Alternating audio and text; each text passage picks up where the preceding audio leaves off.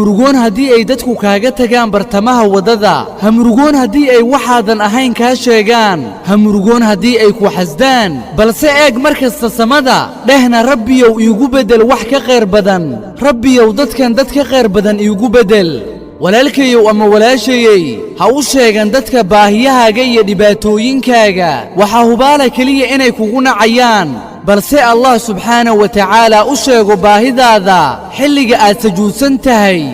ha murugoon hadduu midkood kaa tago, waxaa laga yaabaa inuusanba ahayn midkii kuu qalmayey, ama waxaa laga yaabaa inuu alle aqbalay duco aad ku ducaysatay mar'uun, ducadaasi oo ah rabbiyow iga fogay wixii shar ah, sidaasi awgeedna uu kaaga tegey, yacni uu qofkaasi kuu ahaa qof shara.